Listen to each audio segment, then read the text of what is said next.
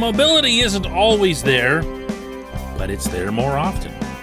The touch on the passes isn't always there, but it's there more often. The deep ball isn't always there, but it's there way more often. Good morning to you. Good Friday morning. I'm Dejan Kovacevic of DK Pittsburgh Sports. This is Daily Shot of Steelers. It comes your way bright and early every weekday if you're into hockey and or baseball. I also offer up daily shots of Penguins and Pirates right where you found this. It'll be Steelers versus Lions Saturday night at Heinz Field, 7:30 p.m. kickoff. The only real preseason game that matters, because it's the only preseason game in which Ben Roethlisberger will play. And I'm looking forward to that, not so much from what I'll be seeing when I cover the game. I'm looking forward to it mostly so that you can see it, so that you can relate to some of what people like me have been describing from practices and drills and everything else. Because it's not the same. It's not the same. You can trust a reporter all you want. And having a reporter tell you, oh, Ben's arm, it looks great, whatever. He dropped one in for Juju, or he hit Deontay on the fly, or whatever. It's not the same. It's not the same as you sitting in one of those yellow seats yourself, or even watching it on TV. I get a laugh out of this every year as it relates to training camp. Because we'll describe somebody, meaning me, our staff, whatever, and it doesn't get taken seriously. That individual will make one play in like the fourth quarter of the Carolina preseason game, and it'll be like, oh yeah, look at that guy. That's someone they need to keep. And that's totally understandable. That's totally understandable. So I'm looking forward to you seeing what I've seen of Ben. He hasn't been great, okay? I'm not overstating what he's done. He's been a lot better, notably in the physical sense. He is lining up under center. He is rolling out to his right. He is throwing against his body back to the middle of the field. And I know that's always a no-no, but he's Ben. And if he sees something, there's a really, really good chance that if his arm is true to him, he'll hit it, and he's done that. He's also heaved up a few and connected.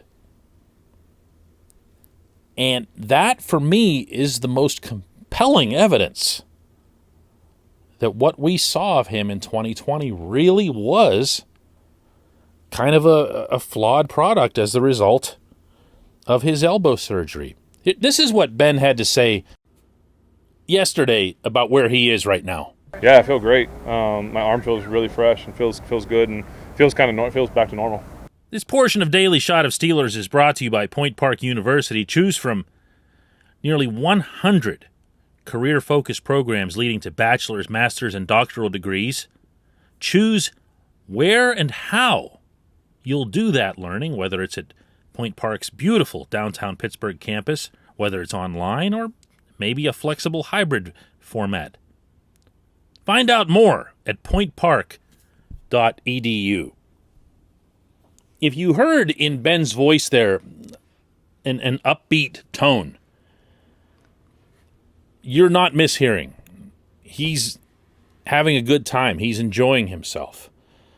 His interactions with teammates, with coaches, not so much with the other quarterbacks. I don't mean to kick up anything there, but that's more a business environment when you're around the other quarterbacks and you're around Mike Sullivan, the quarterback's coach.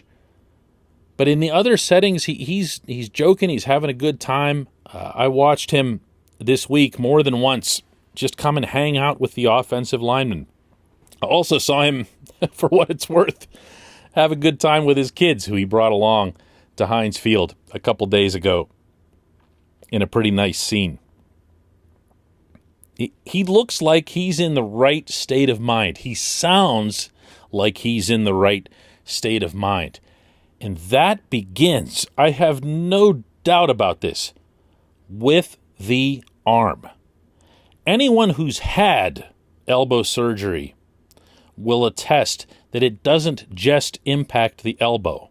There are different things that you feel like you can't feel, or can only feel in certain situations, or can only feel in certain weather. And it will go to various parts of your arm. And when you saw Ben doing that thing where he'd shake his arm or he'd flex his elbow after a pass last season, and he would say, it's nothing, there's nothing. Well, then a few months later, he tells you it definitely was something. Could he be lying now? I don't know. We're not going to waterboard him to find out, but what he's doing is a lot more revealing than anything that he could say. I am telling you that he is making plays, making throws, making movement that he didn't a year ago. And I very much am looking forward to you seeing that and enjoying it as well. When we come back, just one question.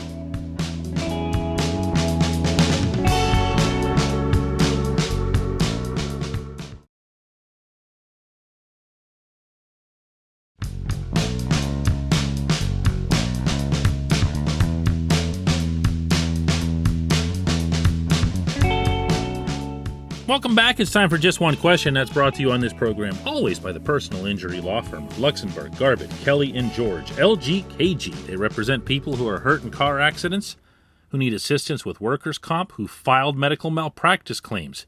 The attorneys at LGKG have been AV rated. That's the highest rating a law firm can receive for legal ability and ethics in the Commonwealth of Pennsylvania. Learn more about them at lgkg.com.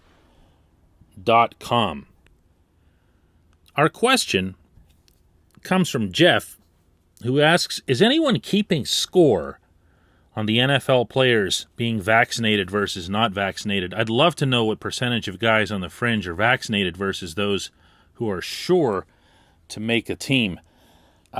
The answer to that is yes, Jeff. The NFL and the NFL Players Association are jointly tracking everything in large part, no, actually entirely, because they have to. That's the agreed upon protocol. They have to know who is and who isn't, and everyone is identified as such, and anybody who comes into contact with the players or coaches or other team officials for that matter also has to do that, and yes, that includes reporters. I got to do the same thing. I have to get tested every 2 weeks, and I'm vaccinated. Everyone knows everything about everyone else when it comes to this. If you're asking if there's a written set of standings or statistical league leaders, no. It did become public this week that the Atlanta Falcons became the first to hit 100%. And I can't help but think, to your point there, Jeff, where I think you were going with this, that's driven by the fact that the players themselves are getting closer to cut-down days. They're getting closer to teams having to make the decisions as to who they keep. And one of the things that teams don't want to deal with is protocol beyond the protocol they already have to accept. They don't want to have to worry about this guy or that guy being an outlier and maybe messing things up for the rest of the team, because one of the things that, if you're paying attention to the virus as a whole right now, is that people who've been vaccinated can and do get COVID. The vaccine minimizes the impacts of it, but you still have it. And if you have it in the NFL, you ain't playing.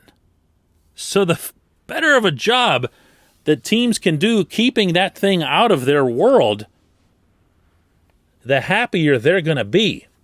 I can promise you right now, without any hesitation, that you're going to see players get cut and afterward speak up that they were cut because they weren't vaccinated. I can also guarantee you that there's not one team in the NFL that'll acknowledge doing any such thing. But, that's the world that we're in right now. On this note, and since you brought it up, and I have a chance to segue into this nice and smoothly, the Steelers are offering tomorrow night at this game from 5:30 to 7:30 free vaccines. Right there at Heinz Field, 2 different locations. Rather than trying to get you to write all this down at the last second, whatever, just go to Steelers.com.